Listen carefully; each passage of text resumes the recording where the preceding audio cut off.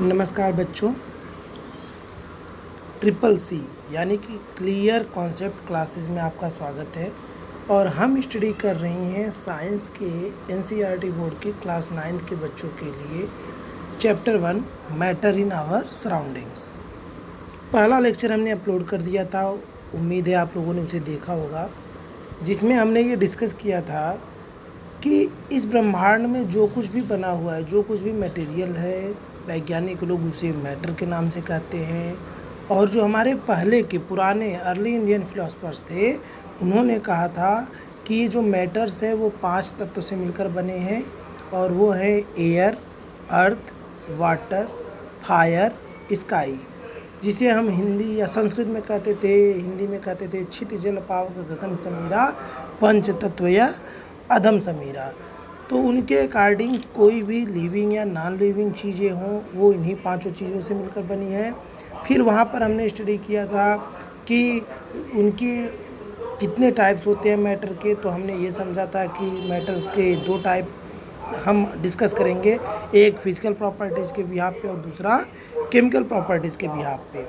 फिर वहाँ पर हमने कहा था कि ये जो मैटर्स होते हैं वो किसके बने होते हैं। फिर वहाँ पे हमने कंक्लूड किया कि मैटर जो है पार्टिकल के बने होते हैं। फिर प्रश्न आया कि आखिर ये जो पार्टिकल्स के बने होते हैं उनकी कैरेक्टरिस्टिक्स क्या होती हैं, क्या क्या उसकी विशेषताएं होती हैं। तो हमने वहाँ पे ये पढ़ा कि जो पार्टिकल हैं वो स्पेस लेते हैं, दूसरा वो लगातार मूव करते रहते हैं। जैसे कि मैंने आपको बताया था कि अगर धूप बत्ती को जला दिया जाए तो आप 5 मीटर की दूर से भी उसकी गंध को महसूस कर सकते हो, स्मेल को महसूस कर सकते हो। लेकिन अगर वो नहीं जलाया जाए तो आप नहीं महसूस कर सकते दूर से। और जो हमने तीसरी प्रॉपर्टी उसकी डिस्कस की थी, वो तीसरी प्रॉपर्टी थी कि particles of matter attract each other, एक दूसरे को वो अट्रैक्ट करते हैं। तो इन तीनों प्रॉपर्टीज़ को डिस्कस करने के बाद आज जो हमारा लेक्चर है वो है स्टेट्स ऑफ मैटर के ऊपर।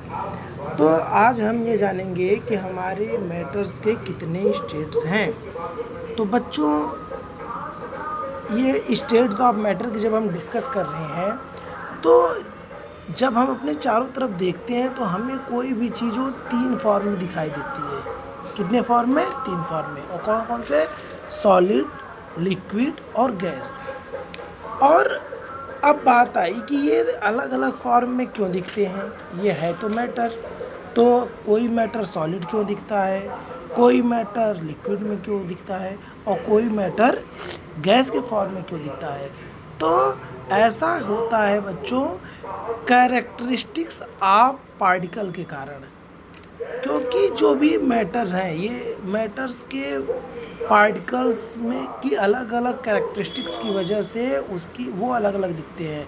अगर कैरेक्टरिस्टिक्स अलग हो गई तो सॉलिड दिखेगा, और थोड़ी डिफरेंट होगी लिक्विड दिखेगा, और उसकी कैरेक्टरिस्टिक्स अलग हो गई तो गैस के फॉर्म में दिखेगा। तो अब हम क्या करेंगे, बारी बारी से पहले सॉलिड के बारे में जानेंगे, फिर लिक्विड के बारे में जानेंगे, और फिर गैस के बारे में जानेंगे कि इनकी प्रॉपर्टीज़ क्या क्या होती हैं। तो अब अगर हम सॉलिड स्टेट की प्रॉपर्टीज़ की बात करें तो यहाँ पर मैंने उनकी प्रॉपर्टीज़ को समराइज करके लिखा हुआ है कि एक सॉलिड के अंदर क्या क्या प्रॉपर्टीज़ हो सकती हैं। तो पहली प्रॉपर्टी है सॉलिड के पास डिफाइंड शेप होता है, उसकी शेप फिक्स होती है। जैसे मैं एग्जांपल लूँ, लकड़ी, पेन, किताबें, लैपटॉप, ये सॉलिड है, इनके शेप फिक्स है। दूसरा क्या है, डिस्टिंक्ट बाउंड्रीज। जो भी हमारे सॉलिड मटेरियल्स होते हैं उनका एक निश्चित क्षेत्र होता है। जैसे अगर हम पेन को ले लें, पेन के चारों तरफ स्केच बनाएं पेंसिल से, तो क्या है, हम चारों तरफ से ड्रा कर पाते हैं क्योंकि उसकी बाउंड्रीज फिक्स है। फिक्स्ड वैल्यूम, सॉलिड के वैल्यूम बिल्कुल ही फिक्स होते हैं, वो नियत स्पेस छेंकते हैं। निग्लिजिबल कंप्रेसिबिलिटी, वो कंप्रेसिबल बहुत ही कम होते हैं, मतलब कंप्रेसिबल ही नहीं होते, हम ये कह सकते हैं। अब मैं ये कहूँ आप पत्थर को कंप्रेस करो, आप कर सकते हो? नहीं कर पाओगे क्योंकि वो सॉलिड है। मैं कहूँ पेन को ही आप दबा दो, नहीं दबा पाओगे भाई, वो हार्ड होता है। फिर अगली प्रॉपर्टी है having tendency to maintain their shape when subjected to outside force. हम उनके बाहर कितना भी फोर्स क्यों ना लगा ले, लेकिन उसके पास ये टेंडेंसी होती है कि वो उस अपने ओरिजिनल शेप को मेंटेन रख सके। जैसे अभी मैं किताब को ही दबाऊं तो क्या किताब का शेप बदल जाएगा? नहीं, किताब अपनी ही शेप में रहेगा। तो they are rigid so may break under force but difficult to change their shape. अब इसका मतलब क्या हुआ कि ये रिजिड होते हैं, जो सॉलिड स्टेट के प्रॉपर्टी है वो क्या है, वो सॉलिड चीज़ें रिजिड होती हैं। वो टूट तो सकती हैं लेकिन अपनी शेप नहीं बदल सकती। अगर मैं पत्थर को चाहूँ, ईंट को चाहूँ, तो क्या मैं उसके शेप को दबा कर बदल सकता हूँ? नहीं बदल पाऊँगा। वो टूट भले जाएंगी अगर मैं बहुत ज़्यादा एक्स्ट्रा फोर्स लगाऊंगा। तो मैंने इन एग्ज़ाम्पल क्या बताया आपको? एग्ज़ाम्पल जैसे पेन, बुक, वुडन स्टिक हो गए, स्टोन हो गए, ये सब किसकी एग्ज़ाम्पल हैं? सॉलिड के, और उनकी प्रॉपर्टीज़ को मैंने डिस्कस किया। अब मेरा प्रश्न यहाँ पर है बच्चों, कुछ आपसे मेरा प्रश्न क्या है आपसे? चलो अभी हमने आपको सॉलिड के बारे में पूछा, अब अगर मैं रबर के बारे में पूछूं, क्या रबर आपका सॉलिड है? रबर बैंड क्या आपका सॉलिड है? क्यों मैं ये पूछ रहा हूँ? क्योंकि मैंने कहा कि जो सॉलिड होते हैं उनके पास डिफाइंड शेप होती है, और मैंने कहा कि जब अब इसको हम खींचेंगे, डिफाइंड शेप तो है, जब हम इसको खींचते हैं तो उसका तो शेप ही बदल जाता है, तो फिर वो सॉलिड कैसे हुआ भाई? अब मैं ये पूछूंगा, तो क्या वो लिक्विड है? क्या वो बहता है? नहीं बहता। क्या वो गैस है?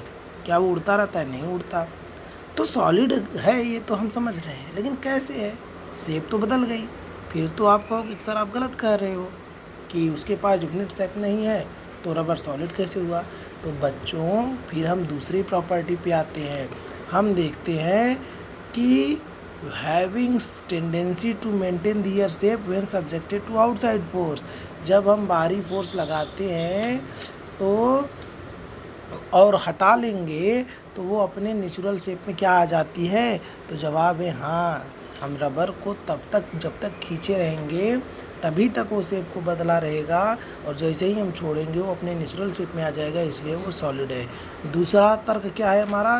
दूसरा तर्क ये है कि they are rigid so may break under force but difficult to change their shape. अगर हम बहुत ज़्यादा रबड़ को खींचेंगे, बहुत ज़्यादा ताकत लगा देंगे तो वो टूट जाएगा, break under force, but difficult to change their shape, लेकिन वो अपने ओरिजिनल शेप को नहीं छोड़ेगा। यानी जब तक हम एक्स्ट्रा फोर्स लगाएंगे वो तभी तक खिंचा रह सकता है, लेकिन उसके बाद ऐसा नहीं होगा। तो हमें पता चला कि रबर भी सॉलिड है। वो मैंने कैसे साबित किया? इन्हीं एग्जाम्पल्स के माध्यम से साबित किया। अब मेरे दिमाग में दूसरा प्रश्न आ रहा है, यार जो लिक्विड्स होते हैं, जैसे अगर वाटर है, अगर मैं उसको ग्लास में रख दूँ तो ग्लास का शेप ले लेगा, अगर एक बाउल में रख दूँ तो बाउल का शेप ले लेता है। अब यही काम मैं ज़रा जो चीनी हमारे यहाँ है, शुगर है, साल्ट है, उनके साथ करें। चलो शुगर को हमने क्या किया? ग्लास में रख दिया। ये क्या हम देखते हैं कि शुगर ने भी तो वही शेप ले लिया ग्लास का। बाउल में रखता हूँ तो शुगर ने बाउल का शेप ले लिया। तो क्या शुगर क्रिस्टल नहीं है? क्या वो लिक्विड है? आपका प्रश्न तो जायज़ है, क्योंकि भाई उसका तो डिफिनेट शेप हुआ नहीं। उसको हमने जार में रखा तो जार का शेप ले लिया। तो बच्चों यहाँ आपको कंफ्यूज होने की ज़रूरत नहीं है, क्योंकि जो इंडिविजुअल शुगर का पार्ट है, जो उसका छोटा पार्टिकल है, क्या उसकी शेप बदली है? नहीं, उसकी शेप नहीं बदली है। उसकी डिस्टिंक्ट बाउंड्री है, उसका अपना फिक्स्ड वॉल्यूम है। और चीनी के पार्टिकल्स को क्या हम दबा पाते हैं? नहीं दबा पाते। तो ये है कि वो इस कन्फ्यूज़न में हमें नहीं रहना है कि फिर वो लिक्विड हो गया। नहीं, क्यों? क्योंकि वो जो इंडिविजुअल पार्टिकल्स हैं वो सॉलिड ही हैं।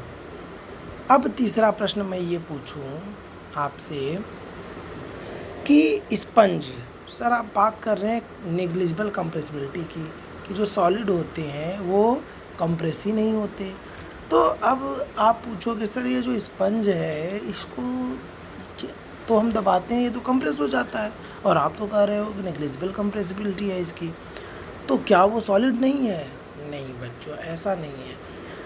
वो देखो, लिक्विड की जो प्रॉपर्टीज़ होती है वो बहते हैं, जैसे कि वाटर हो गई, ऑयल हो गया, और दूसरी प्रॉपर्टी ये है कि वो जिस पॉट में रखे जाते हैं उसकी शेप ले लेते हैं। स्पंज के साथ ऐसा नहीं है, क्या वो ऐसे सबका शेप ले लेता? नहीं ले लेता।